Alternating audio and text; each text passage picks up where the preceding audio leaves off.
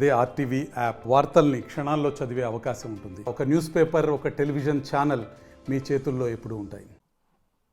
ఇవాళ ఈ మధ్యకాలంలో నిన్న హైదరాబాద్లో ప్రెస్ మీట్ పెట్టి మాజీ శాసనసభ్యులు మాజీ మంత్రివర్యులు శ్రీనివాస్ గౌడ్ గారు ముఖ్యమంత్రి గారి కార్యాన్ని ఉద్దేశించి కొన్ని విమర్శలు చేయడం జరిగింది. పాలమూరు రంగారెడ్డి విషయంలో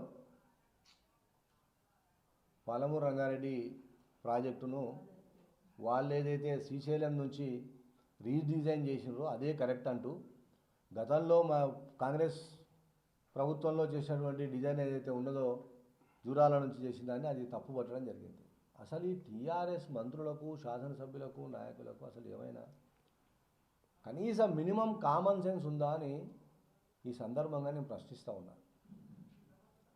ఆయన ఏం చెప్తారంటే జూరాల నుంచి అవతల కర్ణాటకలో చాలా లిఫ్టులు ఉన్నాయి కనుక వాటర్ స్కేర్సిటీ ఉంటుంది మనకు, అందుకే శ్రీశైలంకి వెళ్ళండి. అని ఏమన్నా ఎవరైనా అసలు ఇదేమైనా మాట్లాడే పద్ధతేనా? జూరాల డ్యామ్ ఓపెన్ చేసి నీళ్ళు వదిలితే ఈ జూరాల నుంచి శ్రీశైలంకి వస్తాయి, శ్రీశైలం దాటి సాగర్ పోతాయి.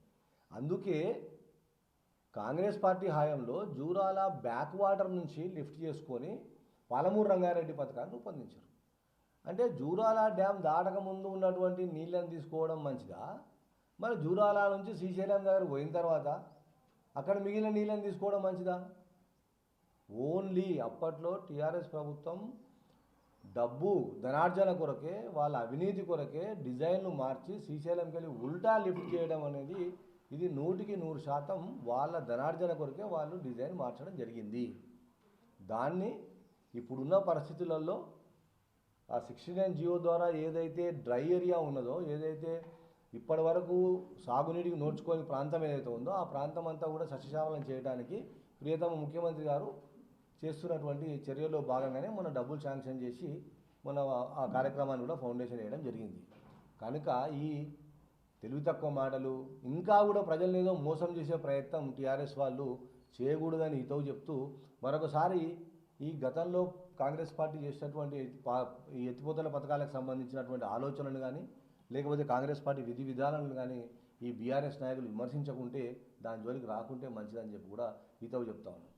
10 సంవత్సరాల్లో వీళ్ళు ఏమీ పీకలేదు, ఇప్పుడు 3 నెలల్లో అయిపోతే చేయి, 3 నెలల్లో అయిపోతే చేయి అని చెప్పి మాట్లాడుతూ ఉన్నాడు శ్రీనివాస్ గౌడ్. ఏమన్నా ఇదేమన్నా మనుషులు మాట్లాడే మాటనేనా అని చెప్పి సందర్భంగా ప్రశ్నిస్తూ ఉన్నాం.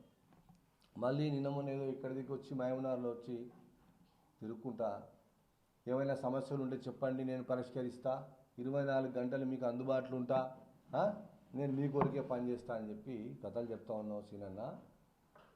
మహబూబ్నగర్కు, మహబూబ్నగర్ నియోజకవర్గానికి, మహబూబ్నగర్ జిల్లాకు ఎలాంటి సమస్య లేదు. ఉన్న ఉపయోగ సమస్య నీవే ఉంటివి. శ్రీనివాస్ గౌడ్, మంత్రి శ్రీనివాస్ గౌడే ఒక సమస్యగా ఉండే, ఆ సమస్యను ప్రజలు ఐక్యమత్యంతోనో పార్టీలకు అతీతంగా అందరూ పనిచేసి ఆ సమస్యను పరిష్కరించుకున్నారు నిన్ను ఓడగొట్టి. ఇక మళ్ళీ వచ్చి పుల్లలు పెట్టుకుంటా కొత్త సమస్యను సృష్టించకు. ఇప్పుడు నీ హాయంలో నువ్వు చేసినటువంటి సమస్యలే చాలా ఉన్నాయి. శిల్పారామం పేరు మీద అక్కడ 18 మంది మధ్యతరగతి బీద వాళ్ళ ప్లాట్లను ఒక మంత్రి హోదాలో నువ్వు నీ పోలీసులను అడ్డం పెట్టుకొని ఆ ప్లాట్లన్నీ ఆక్రమించుకొని శిల్పారామం కొరకు కాంపౌండ్ వాళ్ళు కట్టినావు. అది ఎట్లా కట్టినావు? పరిష్కరిద్దాం. ఆ 18 కుటుంబాలను కూర్చోబెట్టి వాళ్ళ ప్లాట్లను ఎట్లా ఆక్రమించినావు, ఎట్లా కాంపౌండ్ వాళ్ళు కట్టించినావు శిల్పారామంకు ఎక్స్ప్లెయిన్ చేసి వాళ్ళకి ఎట్లా వాళ్ళ ప్లాట్లను అక్వైర్ చేయకపోతివి, వాళ్ళకు కంపెన్సేషన్ ఇవ్వకపోతివి, దౌర్జన్యంగా పోలీసులు అడ్డం పెట్టుకొని పోలీస్ స్టేషన్లో పెడుతుంది. 18 మంది ప్లాట్ల వాళ్ళు, మా మైనార్టీ సెల్ జిల్లా అధ్యక్షులు వీళ్ళదొక ఎకరా ల్యాండు, తర్వాత గనీభయ్య అంటాడు ఆయనదొక ల్యాండు. ఇంతమంది వ్యక్తుల భూములు ప్రభుత్వానికి రైట్ ఉంటుంది, కానీ దానికి ఒక ప్రొసీజర్ ఉంటుంది కదా. ఆ ప్రొసీజర్ని కాదని నువ్వు అక్వైర్ చేయకుండా, ఎవరికి కంపెన్సేషన్ ఇవ్వకుండా దౌర్జన్యంగా నువ్వు పోలీసులు అడ్డబెట్టుకొని చేసినావు కదా. మరి మా ప్రభుత్వం అట్లా చేయదు. నీవు సృష్టించినటువంటి సమస్యలను పరిష్కరించాలని ఉన్నాం. నువ్వు మళ్ళీ నీకు ఇప్పుడు చెప్తున్నావు కదా ఏ సమస్య ఉన్నాయో, నువ్వు చేసిన సమస్యలు ఇంకా పెండింగ్ ఉన్నాయి. వీరన్నపేట సైడ్ డబుల్ బెడ్రూమ్లోకి పోతుంటే అక్కడ ఉన్నటువంటి అసైన్ భూమిలో నువ్వు పెద్ద ఒక హాస్పిటల్, ఒక స్కూలు, కాలేజ్ అని ఏదో పెద్ద బిల్డింగ్ అని చెప్పి శాంక్షన్ చేసినావు. అది అర్థాంతరంగా ఆగిపోయింది. మళ్ళీ ఆ భూములను, ఆ నిరుపేద ముదిరాజుల భూములను తీసుకొని నువ్వు కట్టిన ఒక బిల్డింగ్ కట్టే ప్రయత్నం చేసినావు కదా, మళ్ళీ అది ఎట్లా అక్వైర్ చేసినావా? గవర్నమెంట్ వాపస్ తీసుకుందా? వాళ్ళకి ఏమైనా కంపెన్సేషన్ ఇచ్చినావా?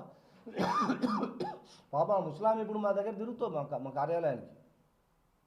వీళ్ళందరికీ సమాధానం చెప్పాల్సిన బాధ్యత నీదే. ఈ పాపం అంతా నువ్వు చేసిందే సీనన్నా.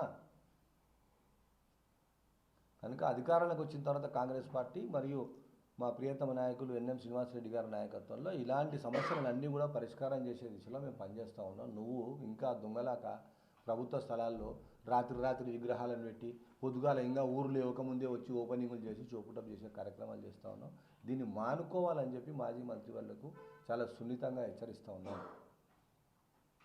రేపు రాబోయే పార్లమెంట్ ఎన్నికల్లో ఇంకేదో లబ్ధి పొందాలని చెప్పి కొన్ని సామాజిక వర్గాలను ఏదో రెచ్చగొట్టి ప్రెస్ మీట్లు పెట్టించేదో ప్రయత్నం చేస్తూ ఉన్నాం.